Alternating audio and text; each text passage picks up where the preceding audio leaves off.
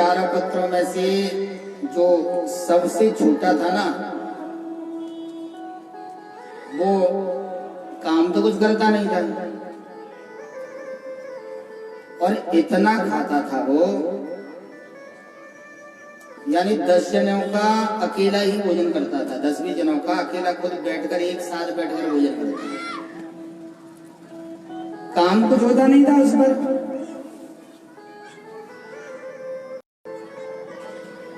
तो घर वालों ने कहा कि देख ऐसा कर, तू इस घर को छोड़कर चला जा, बहुत खाता है।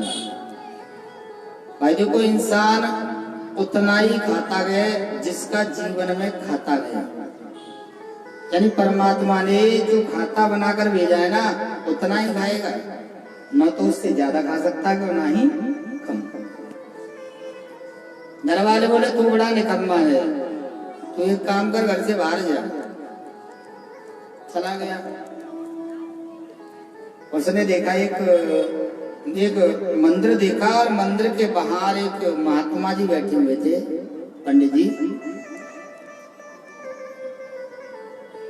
उसने विचार किया कि इस महात्मा जी तो काफी मोटे ताजी हैं, जैसे आपने देखा उमेश जी का ऐसे मंदिर गए, उमेश जी जब आपके यहाँ आए थे तो कैसे थे, दुबले पतले थे, और अब देखो। तो भोजन भट्ट ने देखा जो ज्यादा खाता था भाई इस, और 2-4 और निकल आए जैसे प्रेम बार मोटे ताजी उस मंदिर में से। उन्होंने देखा कि इस घर के व्यक्ति खाते पीते मालूम पड़ते हैं, और यहीं जाकर देखता हूँ कि कुछ व्यवस्था बन जाए तो। पानी की पंडित जी प्रणाम। बोले आओ चेला, क्या बात है? बोले गुरुजी आपके आश्रम में मैं रह सकता हूँ? बोले चेला बिल्कुल। बोले गुरुजी खाने के लिए तो मिलेगा? बोले हाँ। बोले गुरुजी कितनी बार खा सकता हूँ पूरे दिन में आपके यहाँ? गुरुजी ने कहा जब तेरा मन करे, जब तेरी इच्छा करे तब तू भोजन कर सकता है। बोले गुरुजी ऐसा तो नहीं कि भोजन कराओ फिर काम कराओ, भाई कोई फ्री में तो खिलाएगा नहीं। यानी गुरुजी ने कहा चेला तेरा मन करे तो काम करना, और मन ना करे तो बिल्कुल मत करना। भोजन भट्ट बोला कि भाई इससे अच्छा नहीं मिलेगा। तो पता है क्या होता, सुबह मंदिर की आरती होती तो मंदिर में कोई फल लेकर आ रहा है, कोई मिठाई लेकर आ रहा है, कोई दूध लेकर आ रहा है। तो अब तो भोजन भट्ट जो था, जो ज्यादा खाता था, बड़ा मौजा है, बड़ा खाते खाते मोटा ताजी हो गया। धीरे धीरे क्या हुआ कि एकादशी आ जाती है। अब एकादशी वाले दिन सभी महात्मा ब्राह्मण व्रत रहते हैं। उसने विचार किया 10 बज गए, बाल भोग नहीं आया। बोले गुरुजी आज रसोई में तो मुझे कुछ नहीं दिखाई दे रहा, कुछ आवाज भी नहीं हो रही है। अरे चेला तुझे नहीं मालूम आज एकादशी है? बोले गुरुजी एकादशी है तो क्या कुछ मिलेगा नहीं खाने के लिए? बोले चेला द्वादशी वाले दिन भोजन मिलेगा। बोले गुरुजी तुम द्वादशी देख ही नहीं पाएंगे, अगर ये बात है तुम्हारी तो द्वादशी वाले दिन तक हम जिंदे ही नहीं रह पाएंगे, तो फिर भोजन कहां से करेंगे? अच्छा तो एक काम कर, तू थोड़ा सा आटा ले जा, दाल ले जा, मसाले ले जा, और देख एक नदी के किनारे एक बरगद का वृक्ष है, और बरगद वृक्ष के पास जाकर बनाना और खाना। पर एक बात जरूर ध्यान रखना कि ठाकुर जी का भोग जरूर लगाना, राम जी का। उसने कहा ठीक है गुरुजी। अब सामान को इकट्ठा किया उस, और इकट्ठा करके वहां ले गए। उसने बड़े प्रेम से भोजन बनाया, और जब भोजन करने के लिए बैठा तो उसे याद आई कि अरे गुरुजी ने कहा था कि राम जी का भोग लगा देना। तो बड़े प्रेम से वो राम जी का भोग लगाता, और क्या कहता है, हरे राजा राम आइए भोग लगा जाइए, राम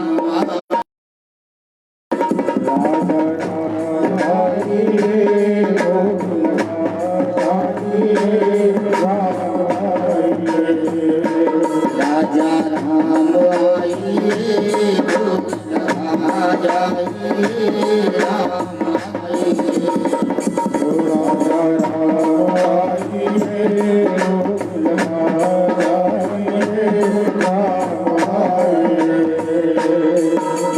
बरगद नीचे भोग लगाओ नदी को पियो पानी। बरगद नीचे भोग लगाओ नदी को पानी। बरगद नीचे भोग लगाओ नदी को पियो पानी। बरगद नीचे भोग लगाओ नदी को पानी। राजा राम आइए राजा आइए राम आइए। उसने देखा कि राम जी नहीं आए। भोजन भट्ट कहने लगा कि शायद ऐसा मालूम पड़ता तुम्हें मालूम नहीं है, शायद इसलिए नहीं आ रही हो कि मेरे पास सूखी रोटी है और तुम अगर मंदिर के भरोसे बैठे हुए हो वहां तो तुम्हें फल मिलते थे, दूध मिलता था। पर प्रभु सुनो, आज एकादशी है, वहां तुम्हें कुछ नहीं मिलेगा खाने के लिए। अगर आना है तो आओ और नहीं अब की बार और बुलाऊंगा। उन्हें खा के मैं तो चला। उसने फिर राम जी को बुलाया। राजा राम आइए भोग लगा जाइए राम आइए। बरगद नीचे भोग लगाओ नदी को पियो पानी। जैसे कहा तो पता क्या हुआ, राम जी तो आए। सीता समारो पितवाम भागन। राम जी को बुलाया, सीता जी साथ में आई। अब तो भोजन भट्ट जो गए, अब तो राम सीता को देखे और वह भोजन को देखे। विचार करने लगा कि भोजन तो कम पड़ जाएगा। बोले प्रभु कोई बात नहीं, पहले तुम खाओ और जो बचेगा तो बाद में मैं खा लूंगा। अब राम सीता ने पूरा भोजन खत्म कर दिया। अब भोजन भट्ट अपने आश्रम में आ जाता है। 15 दिन के बाद में तो चेला बोला गुरुजी ऐसा है थोड़ा सा सामान बढ़ा दो। गुरुजी बोले शायद ये भूखा रह गया है या पूरे दिन खाता है। बोले एक काम करो, इसे 10 से आटा दीजिए, थोड़ी सी दाल और बढ़ाइए, थोड़े से मसाले बढ़ाइए, ले जाए। अब भोजन भट्ट जो है फिर नदी किनारे पर आ गया। उसने भोजन बनाया और भोजन बनाकर रख लिया। और जब भोजन बनाकर रख लिया तब फिर बनाने लगा भगवान को। पहले तो कह रहा था कि राजा राम आए, फिर सीता जी को भी साथ में बुलाता रहे। सीता राम आइए भोग लगा जाइए राम आइए। बरगद नीचे भोग लगाओ नदी को पियो पानी। और जैसे ही राम सीता को बुलाया तो लक्ष्मण जी और साथ में चले आए। अब तो भोजन भट्ट भोजन को देके और एक को बुलायो दो आए। पहले एक बुलाए तो 2 चले आए प्रभु आप। अब 2 बुलाए तो यह लक्ष्मण को भी साथ लाए। अब तो लक्ष्मण जी बोले लाओ जी भोजन, भूख लग रही है। अब भोजन भट्ट देखने लगा कि मेरे लिए तो फिर भी नहीं बचेगा। बोले ठीक है प्रभु आप भोजन करो, लो आप खाइए। राम लक्ष्मण सीता जी ने भोजन किया और भोजन करके जब जाने लगे ना तो भोजन भट्ट कहने लगा राम जी रुको, प्रभु रुक जाइए। बोले बताओ कि ये बताओ कि अब की बार कितने आओगे? भाई के हिसाब से सामान लेके आओ, मैं बार बार भूखो रह जाए। भगवान बोले तुम चिंता ना करो, हम आ जाएंगे जितने आएंगे। बोले बताओ तो सही कितने आओगे? 15 दिन के बाद में फिर एकादशी आती है। और 15 दिन के बाद में जब एकादशी आई, बोले गुरुजी, बोले क्या बात है? बोले थोड़ा सा मसाला और बढ़ा दो। गुरुजी बोले ये कितना खाता है? ऐसा तो नहीं कि ये कहीं आटे को बेच देता हो। मैंने एक काम करो, इससे और आटा बड़ा कर दो, 20 सेर आटा कर दो, दाल और बड़ा कर दो, मसाले और बड़ा कर दो। अब भोजन भट्ट ने एक बड़ा गट्ठर सा बांधा और फिर आ जाता है नदी किनारे। परंतु कहते ना धीरे धीरे दुनिया जो भी होते हैं सभी चतुर हो जाते हैं। तो भोजन भट्ट ने विचार किया कि मैं भोजन नहीं बनाऊंगा, पहले देख लूं कितने आएंगे, मैं बनाऊं और मुंह को भोजन ना मिले। तो मैंने दाल और आटा वैसी रख दिया और वैसी भगवान को बुलाने लगा। और पता क्या कहने लगा, अरे सीताराम आइए, लक्ष्मण साथ लाइए, राम आइए। सीताराम आइए, लक्ष्मण साथ लाइए, राम आइए। बरगद नीचे भोग लगाओ, नदी को पियो पानी। ओ सीताराम आइए, लक्ष्मण साथ लाइए, राम आइए। अब राम लक्ष्मण सीता को बुलाया, परंतु होता क्या है, राम जी का पूरा परिवार इकट्ठा हो जाता है। बोलिए सियावर रामचंद्र भगवान। अब तो भोजन भट्ट जो है वो देखने लगा, एक बुलायो, दो आए, दो बुलाए, तीन आए। और प्रभु चलो तीन बुलाए, तुम्हारा परिवार साथ में आयो, चलो ठीक है। परंतु प्रभु तुम जा बांदर को क्यों लेके आए, या आदमी को पेट भरना है और जब बंदर को ले आए। हनुमान जी बोले हम कहाँ रह जाएंगे जब राम जी जाएंगे। तो उन्होंने कहा तो आज तो भूख लग रही है, अरे भैया लाओ कुछ खाने के लिए आओ। भोजन भट्ट बोला मैंने कहा बनाए हो आज। बोले क्यों, बोले प्रभु मैं भी चालाक हो गया, मुझे मालूम थी तुम बढ़कर ही आओगे, इसलिए मैंने नहीं बनाया। ऐसा करो बनाओ और खाओ और खिलाओ। लक्ष्मण जी बोले हो गया काम आज तो। विश्व भरण पोषण कर जोई, और ताकर नाम भरत असी होई। श्री राम जय राम, जय जय राम, और श्री राम जय राम, जय जय राम। विश्व का भरण पोषण करने वाले कौन है, भरत जी हैं। और भरत जी से कहा अरे भरत भैया तुम भोजन बनाने में लग जाओ। भरत जी ने भोजन बनाया और राम लक्ष्मण जानकी जी बड़े प्रेम से भोजन कर रहे हैं। अब गुरुजी देख रहे थे इस बात को, क्योंकि गुरुजी पीछे से आ गए थे ना, जब देखे थे ये करता क्या है। बोले राम जी और प्रसाद पाइए। बोले चेला तू पागल हो गया है, कौन तेरे साथ प्रसाद पा रहा है। बोले भगवान सामने प्रसाद खा रहे हैं। बोले तेरा दाल और आटा तो रखा हुआ है, अब भोजन भट्टू को तो ये मालूम पड़े कि मैंने दाल आटे की रोटी बन गई, और गुरुजी को ये मालूम पड़े कि भोजन का जो आटा है वो रखा हुआ है। उसके मन में विचार आया अरे प्रभु शायद तुम गुरुजी को नहीं दिखाई दे रहे हो। बोले गुरुजी की वो दृष्टि नहीं है जो मेरे दर्शन कर सके। बोले प्रभु अगर आज गुरुजी को दर्शन नहीं दिया तो गुरुजी ये कहेंगे कि ये आटे और इस दाल को बेच देता है, प्रभु दर्शन दीजिए। चेला के कहने पर गुरुजी को भी दर्शन दिया। उसी समय गुरुजी चरणों में गिर जाते हैं। तभी तो कहते हैं कि गुरु गुड़ रह गए और चेला शक्कर बन गए। एक चेला ने परमात्मा के दर्शन कराए। ऐसे ही आज अगस्त ऋषि है, जैसे भोजन भट्टी की तरह वो भोजन कर रहे हैं। इतना खाया इतना खाया। राम जी ने बीच में उन्हें रोक दिया। कभी भी अगर कोई ब्राह्मण आ जाए तो आधा भोजन नहीं कराते हैं। आधा भोजन वृद्ध गाय और दाता दे नरक में जाए। अगर तुम आधा भोजन ब्राह्मणों को कराओगे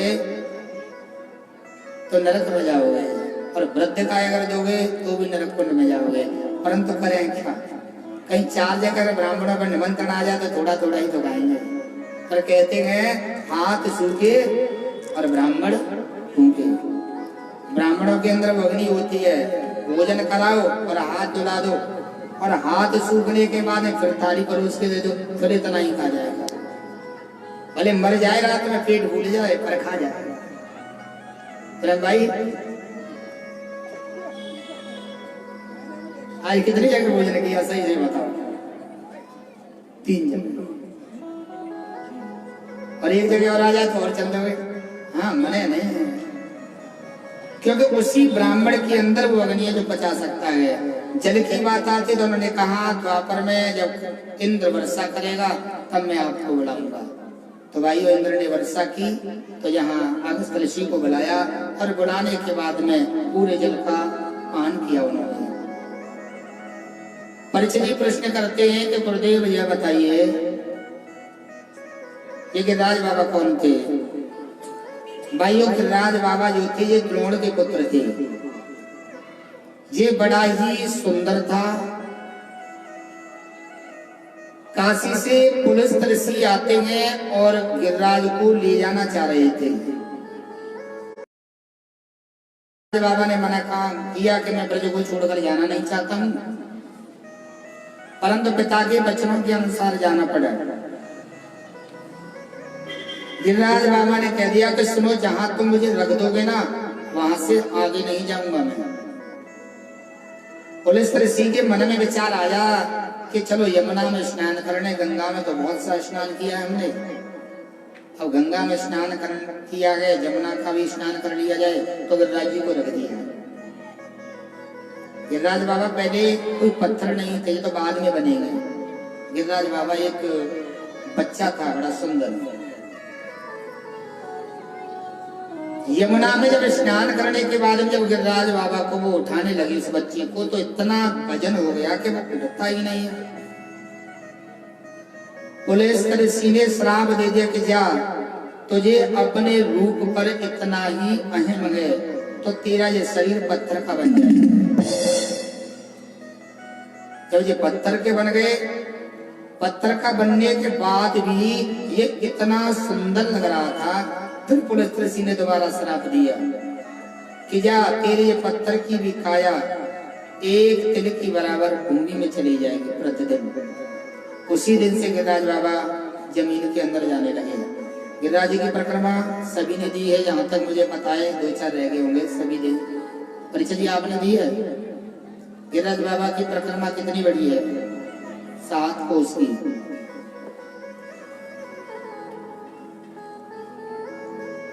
जिस समय गिरिराज बाबा का जब पूजन हुआ था तो उस समय गिरिराज बाबा की लंबाई क्या थी और ऊंचाई क्या थी और कितने बड़े आकार में फैला हुआ था। आज तो मात्र 7 कोस का रह गया है। उस समय गिरिराज बाबा की जो लंबाई थी वो 8 योजन लंबा था।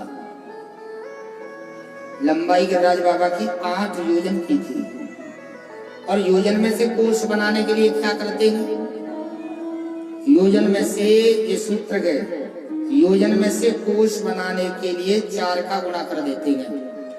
8 चौक 32, 32 कोस लंबा था। जो आज गिरिराज बाबा 7 कोस का गए, उस समय 32 कोस लंबा था।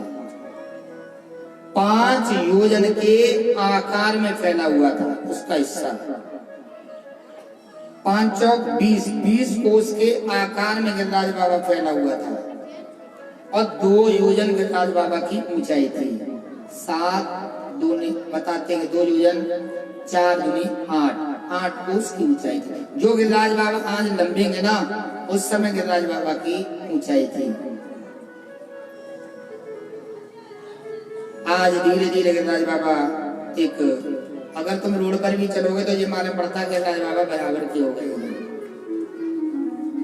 सुखदेव जी कहते हैं राजा परीक्षित जो गिरिराज बाबा की कथा को सुनता गए, उससे गिरिराज बाबा की परिक्रमा का फल मिलता गया।